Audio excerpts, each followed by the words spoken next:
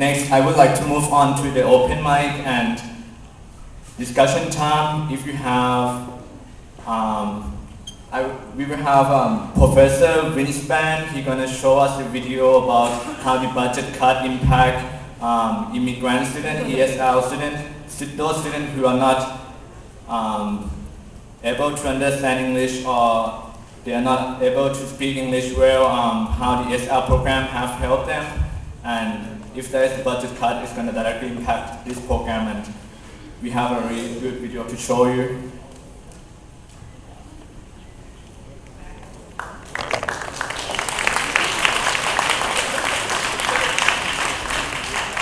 I'm Vince Barnes. I teach ESL here, that's English as a Second Language. I've been teaching here 24 years. I see this as an emergency. I've never seen anything like it. The group of students I'm going to be talking about are our ESL students who are residents, students, immigrants, and refugees. Don't worry, international students, your classes will not be cut. Maybe you're not saying that. Before I continue, I want to say, and once again, thank student government. They've done a fantastic job. They've seen the moment they're in history and stepped up. It's fantastic.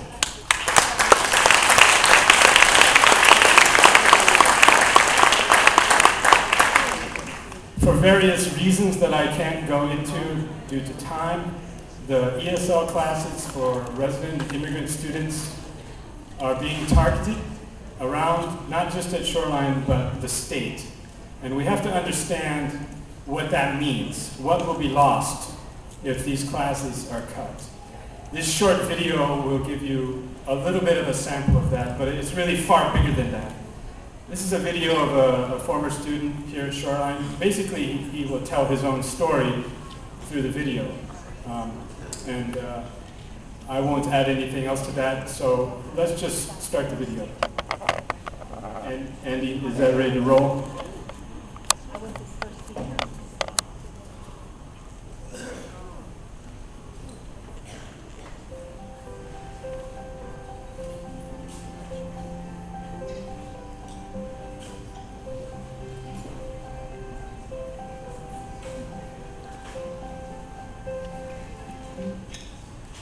Good afternoon. Could you please tell us your name and where you're from, and when you started studying English? Well, my name is Ignacio Sanchez, and I'm from Mexico. I started taking ESL classes in 1993 here at Shoreline Community College. I got my AA degree from here, from Shoreline Community College. And then I moved to Western Washington University to get my BA in Spanish. And after I finished my degree from Western Washington University, I moved to San Diego State University to get my MA in Latin American Literature. And after you got your MA at San Diego State, what else did you do there, and what have you been doing since then? In San Diego, while I was studying, getting my MA, I was teaching Spanish, and I taught there for 2 years. I got my MA in Latin American Literature in San Diego, and I moved back to Washington. And I got my, I started working for Bellevue College, teaching Spanish. And I was teaching Spanish at Bellevue College for 6 years. And now I'm working at Highland Community College, teaching Spanish as well. Ignacio, thinking back to your time when you first came to Shoreline, what did you find here when you came that helped you in this incredible process of your life? Well, my first class, my first school that I attended was Shoreline Community College to study ESL classes. And I took ESL level 0. That was the first level. And it helped me a lot because I didn't know any English.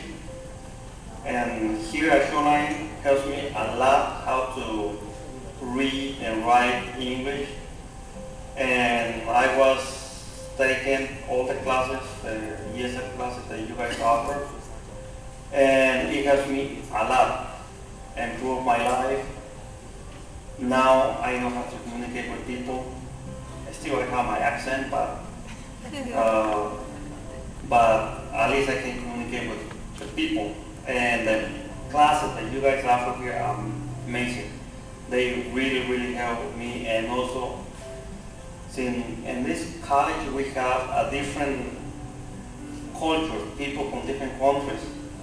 It helps us to learn the culture from different countries and open your mind to see out there. And it helps a lot, and I really enjoy it.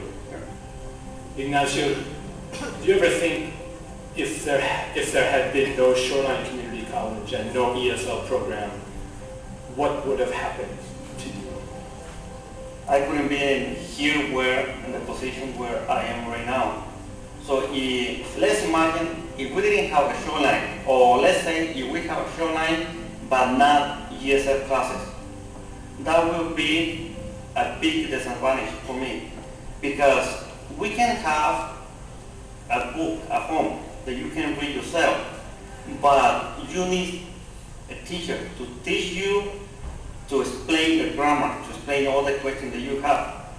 If we don't have, let's say, if we didn't have classes at Shoreline, I couldn't study. So if I have a question like what is a verb or what is an adjective, who wants to be answering those questions? No one. And I think if we didn't have like those classes, like ESL classes, I couldn't move. I couldn't change the lifestyle. I couldn't improve. And now I look back and I say, well, Shoreline did a really wonderful job, amazing job, because of the classes that they offer. Now, if we didn't have those classes, I couldn't move, and I couldn't give to the society, give it back to the society. Now I helping another student, like the professor at Shoreline. They were helping me in 1990, 1994. Now I helping back. I give him back to the community. Well, thank you very much for coming to talk with us today. You're welcome.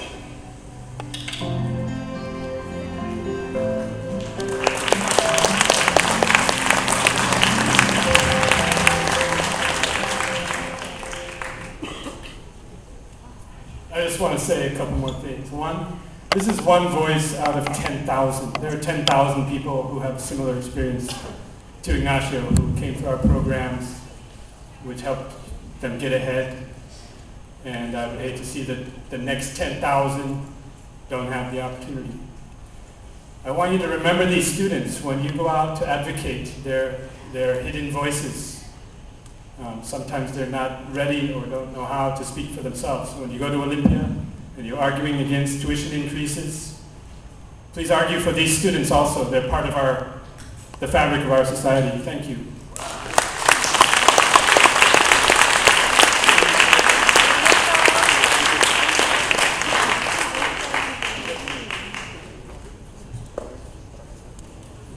Before we move on to the open mic period, I'd just like to state that we, as student government, did reach out to both parties of the campaign, the Jay Inslee campaign for governor, but they neglected to show up. The people who did show up were the Rob McKenna campaign. So before you ask questions that Madeline may not be able to answer, please put that into context, that they did make an effort.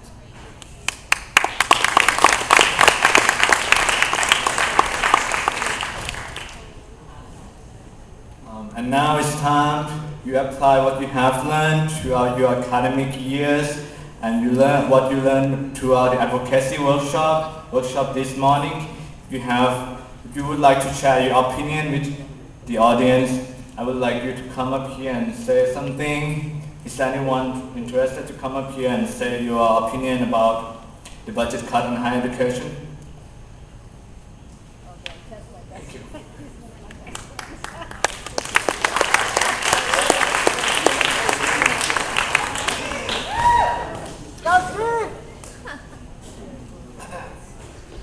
It's good to be up here on the mic.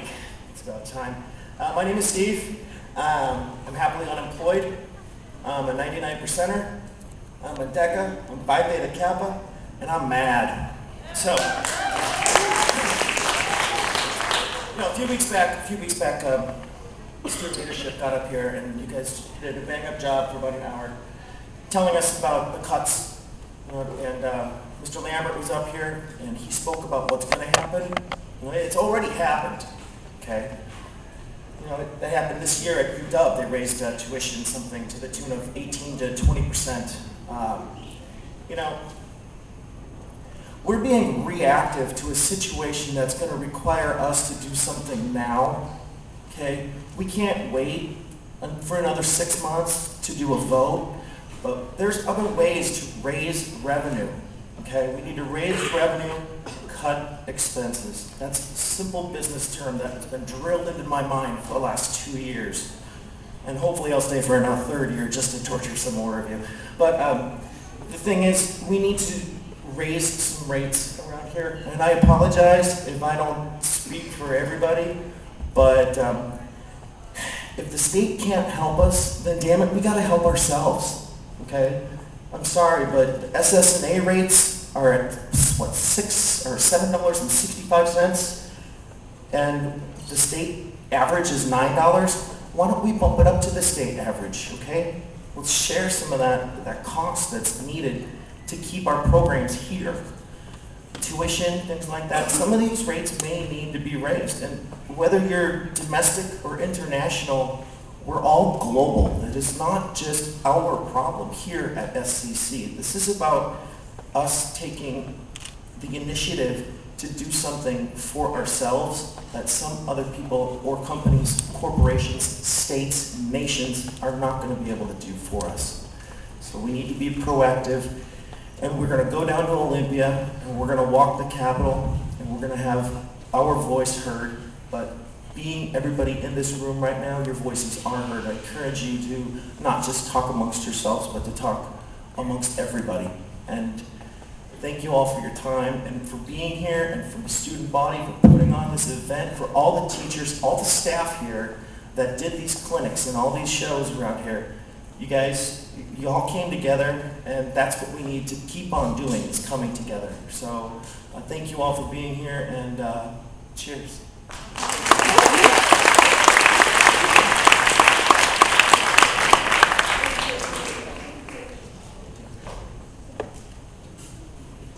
Does anyone else want to come up here? Yes.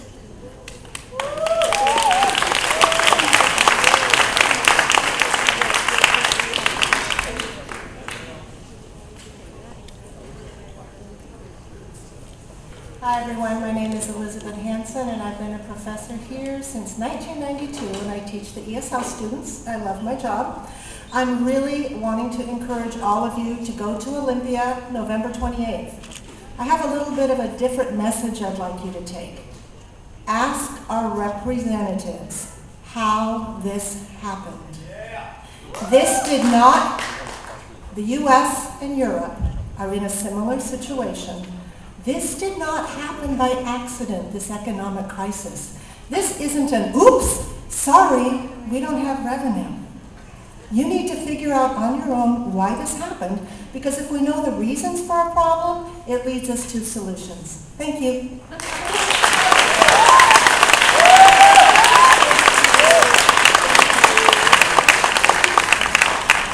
We have time for 2 more people. Yes.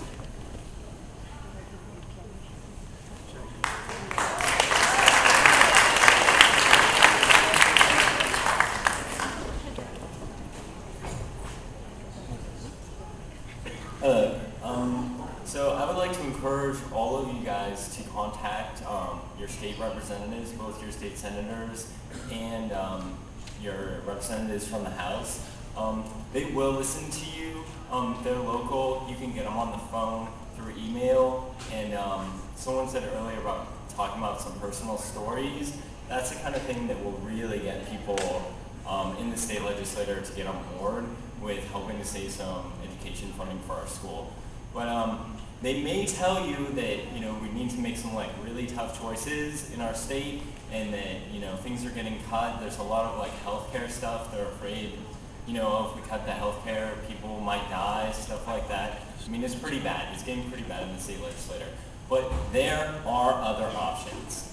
Right now, we are giving $100 million a year in state tax breaks to Wall Street banks. And we only need an additional $4 million to fund the school. The revenue is there. People who make over $200,000 a year are only paying a tax rate of 2.7%. And people in the lowest tax bracket are paying 17% of their income in taxes. The tax revenue is there. We just need to find it. We need to be willing to stand up and say, stop giving $100 million to Wall Street banks when you're destroying our education. Thank you.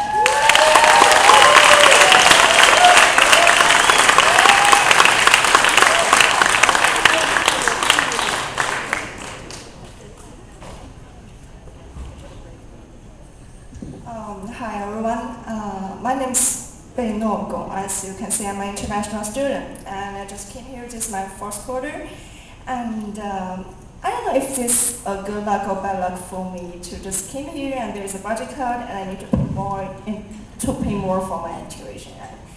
But I just noticed that many of our international students don't like to speak or to voice for themselves, like. Because English is my second language, and maybe it's a little hard for me to communicate with other people and speak for ourselves. But I don't think international students need to keep silence or just sit there and listen to other people talk. And I think we need to speak for ourselves.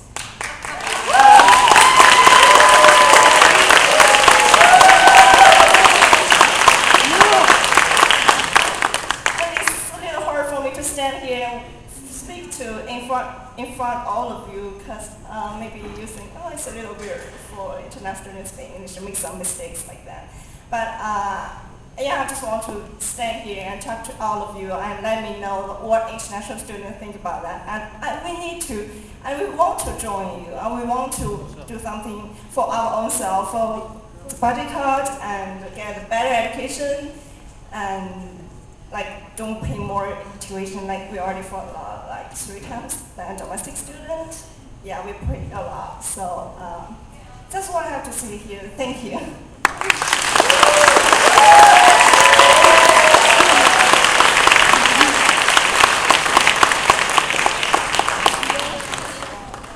All right. Is there anyone else who wants to? Yes. All right.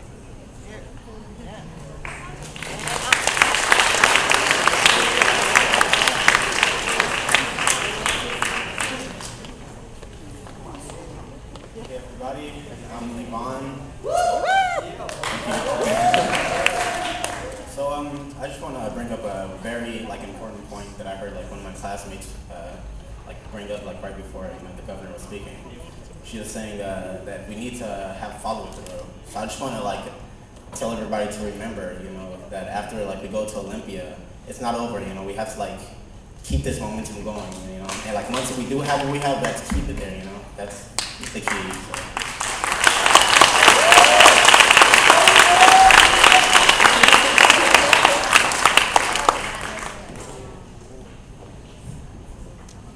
Yeah, my name's Evan, and I'm a zero energy student here at Shoreline.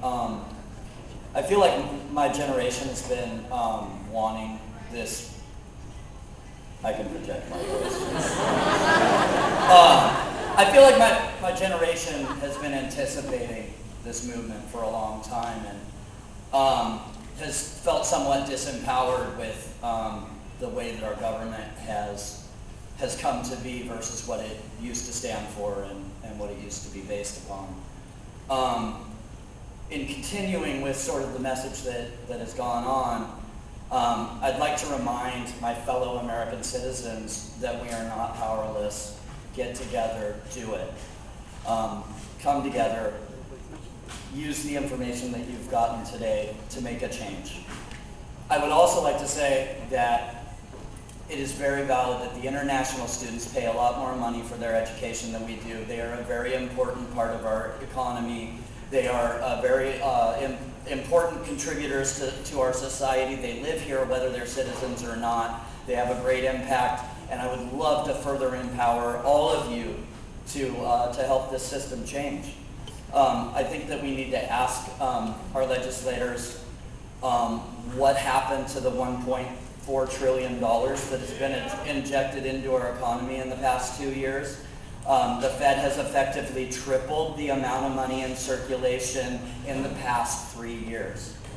That means there was 800 billion American dollars in the financial system in 2008 when it crashed. They then came forward and asked for 700 billion, almost doubling the amount of money in circulation. Where is it? Then Obama came along and injected another 700 billion into the economy. Where is it? Where the hell is it? Stand up and fight.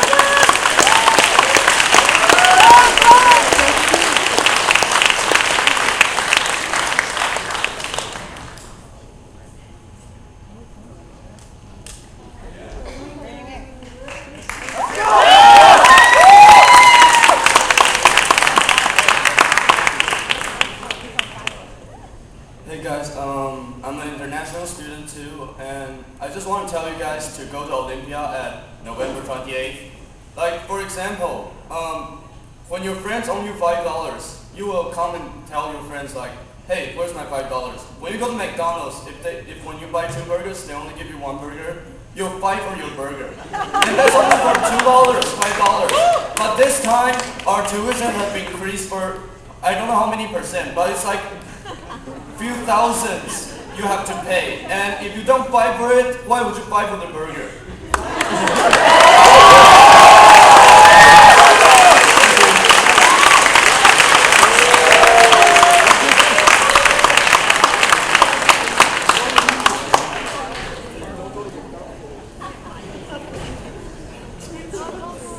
Hey guys. I'm also an international student from Taiwan. Like, we pay tuition for our future, for our dream. But, like, where the money goes, do you guys know, like, we are here for our future, for higher education, not for higher tuition. Yeah.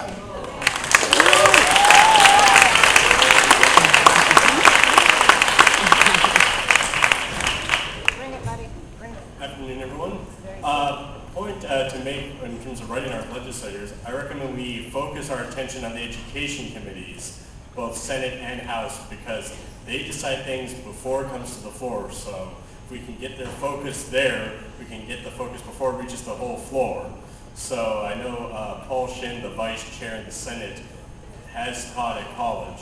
So that's the Senate vice chair. So write the education committees besides your local representatives. Thank you.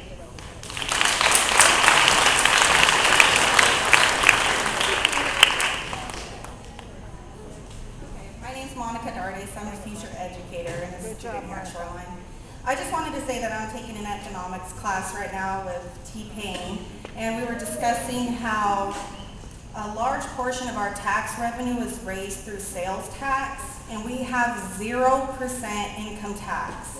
If you compare that, educate yourself to the rest, in comparison to the rest of the country, there's a problem with that. If we had an income tax, it would create a lot of solutions to the deficits that we have now. And also, I wanted to just say that I think that we should use the rainy day fund, because if this isn't a rainy day, then I don't know what is. But that's all I wanted to say.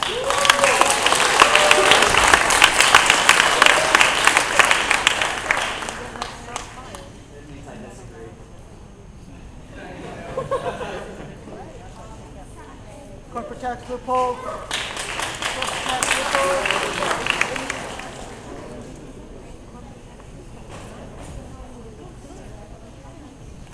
Hello, everybody.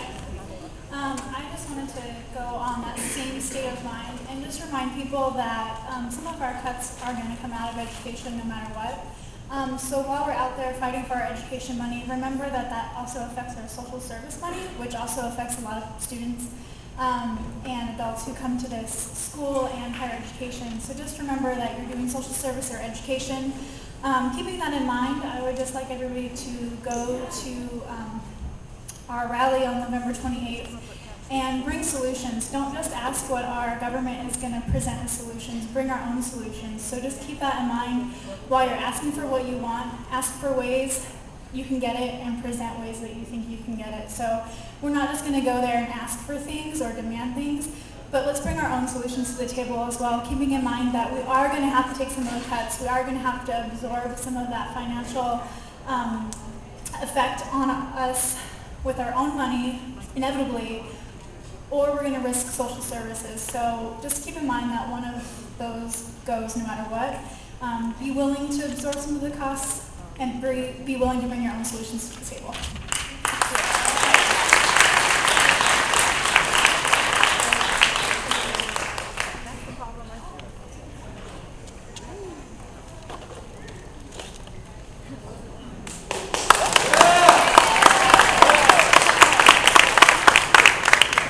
Yo, what's up?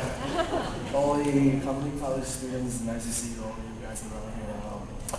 So I'm taking economy class just like you, right? I'm in class, and before taking the class, I was thinking, well, everybody pay the same tax, right? Everybody pay the same income tax, the property tax, and any kind of tax like that. But after taking the class, and there's something called loopholes. What's that? And my teacher keep telling us, well, loopholes is what the way you can keep away from paying your tax. Well, I want something like that. I do want something like that, but we can't. I mean, now the economy is going so bad, and we're not paying our tax. All I heard there's corporation, they're not paying their tax and still earn money every single year. What? I mean, they're not paying it, they're earning money from the tax, from our money. Why is that happening? I'm just asking, please, the Senate or all our legislation, those people can think about cutting those loopholes from the corporation. Please.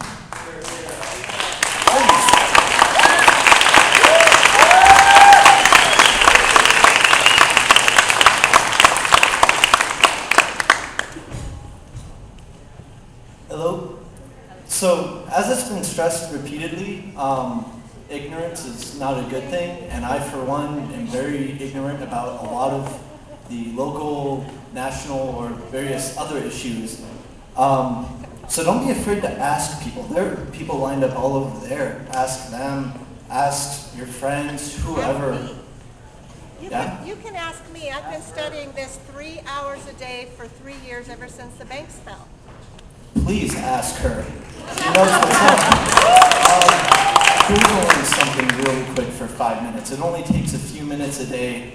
I don't have TV, so that's my resort, and it's fairly effective.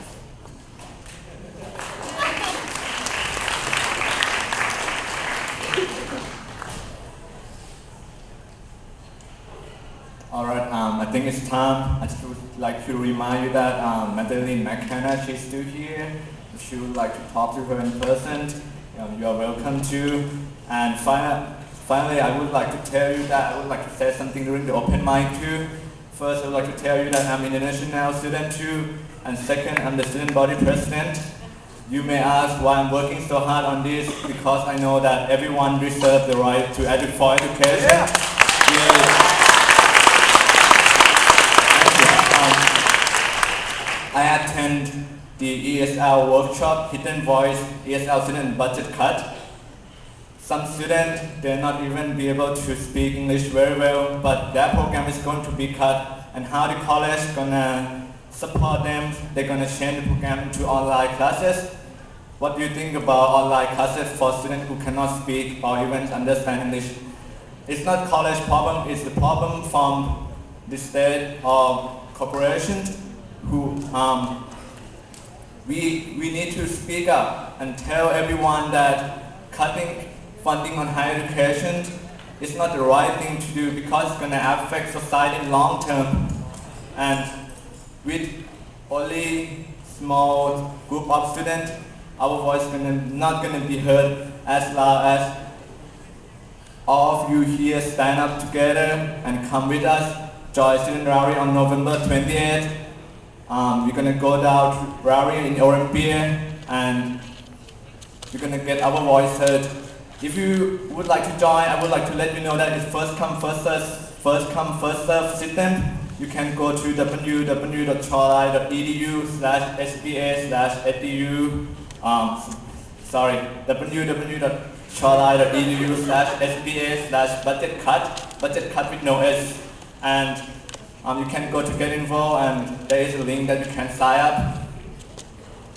And I would like to thank everyone for coming, and we're not going to stop advocating for higher education this quarter. In winter quarter, we have civic program that we're going to continue advocating for higher education. I'm going to meet with student body president and student government at other colleges in Washington State, and we will discuss how we can unite and stand up, speak up for higher education together. I'm sure that next quarter we're going to have support from other colleges and we're going to get our voice heard together. I would like to thank you all for coming today. I hope you learn a lot of things and apply to advocate for education. Thank you.